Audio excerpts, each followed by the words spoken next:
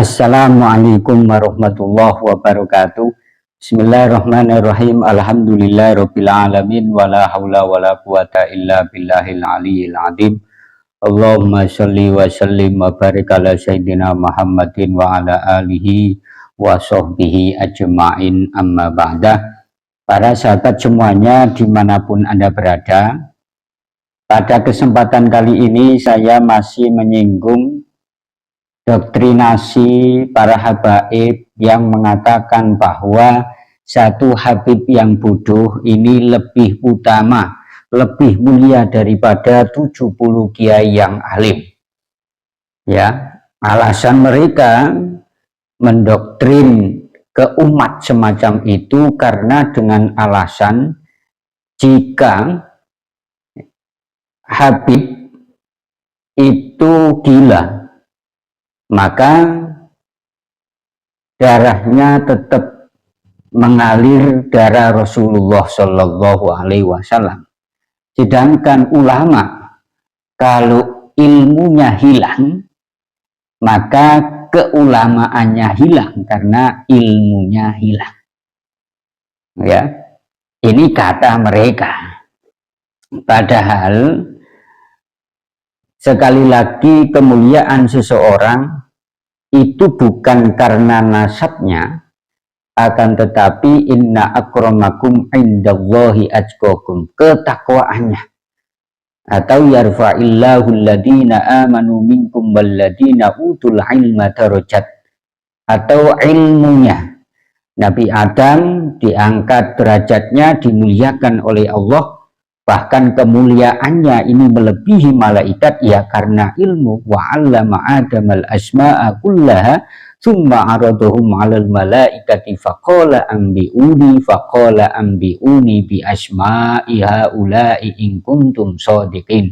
Sampai mulianya Nabi Adam, ini semua malaikat ini disuruh hormat terhadap Nabi Adam. Hanya ada satu yang tidak mau hormat, yakni yang nantinya dinamakan dengan iblis. Para sahabat semuanya dimanapun Anda berada,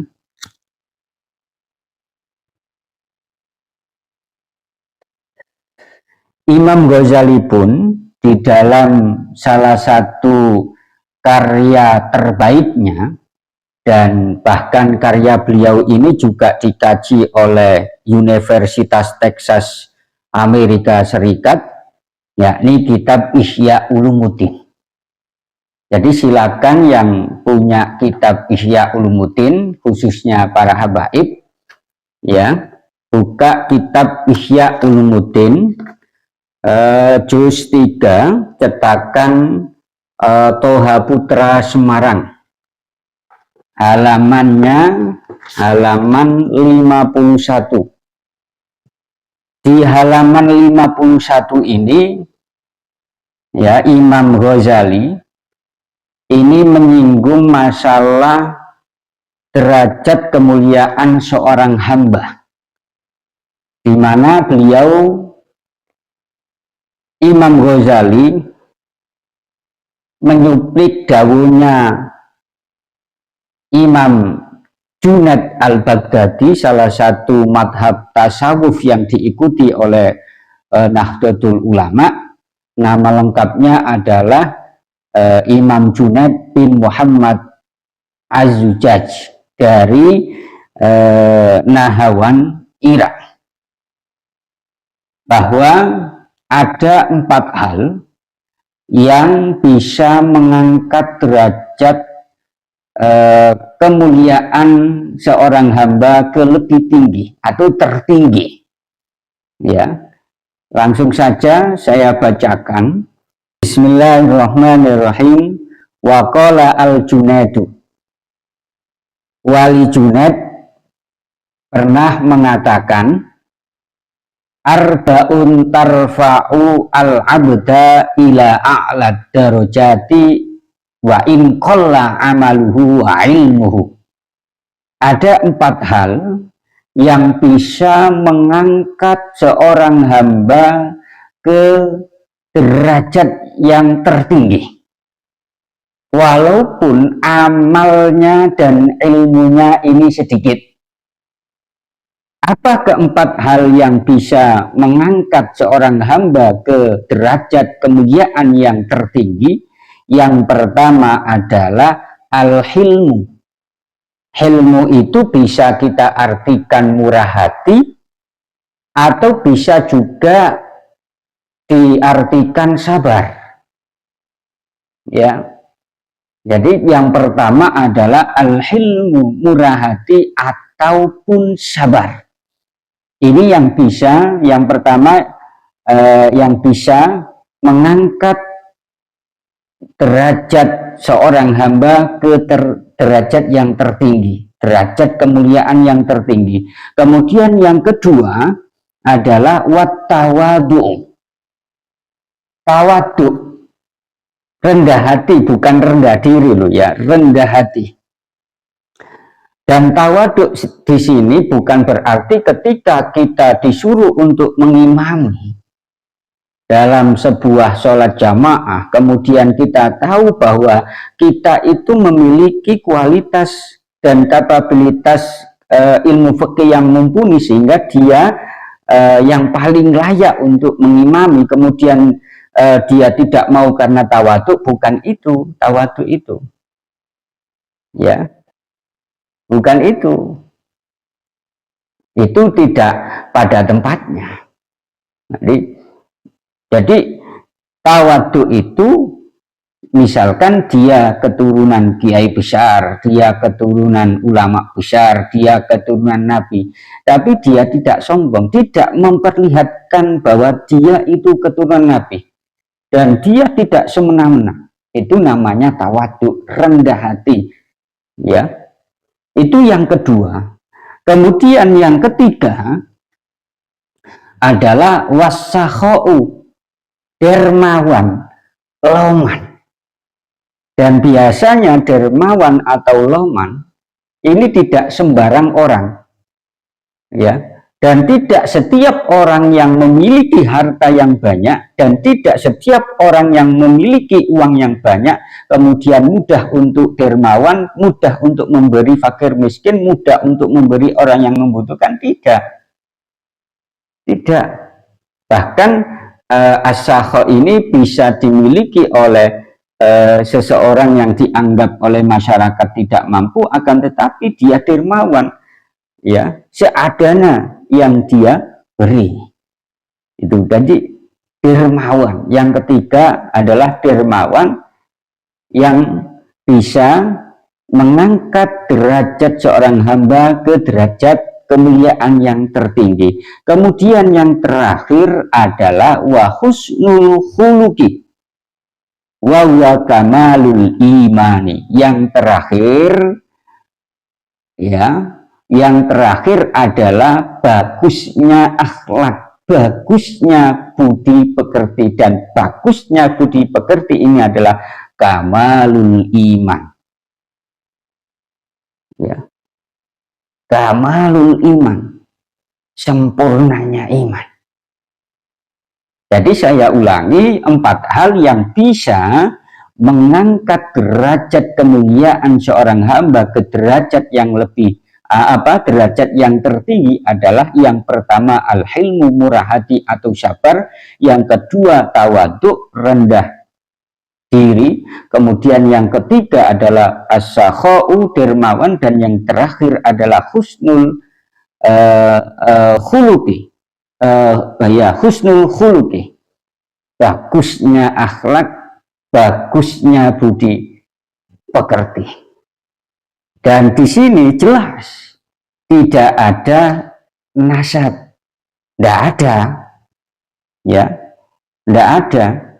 Karena seseorang bahagia apa tidak bukan tergantung nasabnya, tapi ibadah dan amalnya. Seseorang itu selamat dunia akhirat bukan karena nasabnya, akan tetapi karena amal dan ibadahnya. Ya, buktinya banyak, ya, buktinya banyak. Seandainya loh, ya, ini seandainya jika nasab itu adalah bisa memuliakan seseorang, maka tidak mungkin anaknya Nabi Nuh yang namanya Kan'an ini tercatat sebagai anak yang durhaka dan akhirnya ditenggelamkan oleh Allah. Seandainya nasab itu bisa memuliakan seseorang loh ya. Ya, jelas sekali.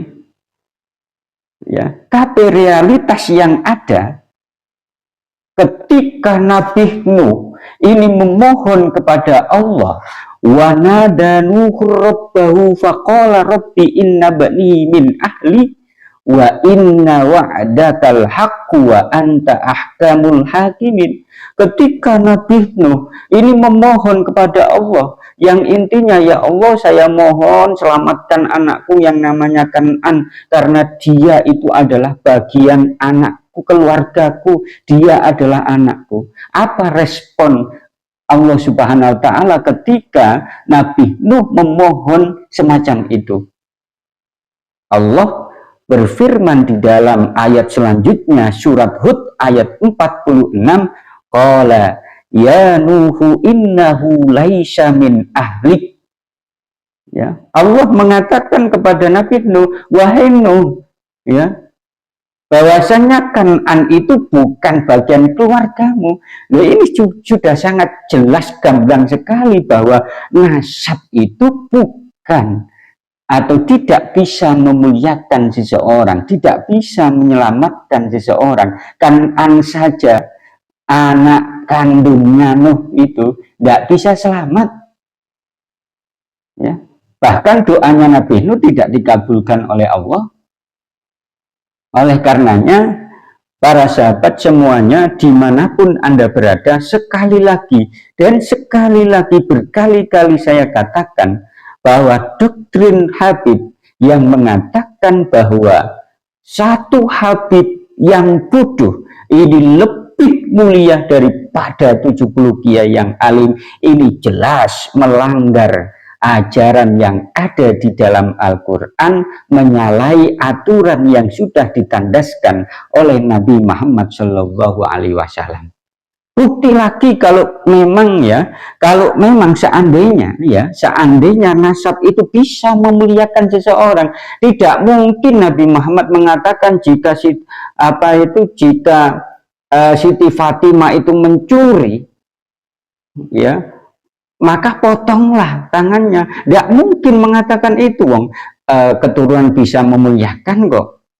Seandainya loh ya, seandainya. Tapi kenyataannya sebaliknya, Nabi menandaskan kepada para sahabat, seandainya Siti Fatimah itu mencuri, maka dia berhak dipotong tangannya. Ini artinya apa? Bahwa artinya nasab itu tidak bisa mempengaruhi kemuliaan seseorang, tidak bisa menyelamatkan seseorang.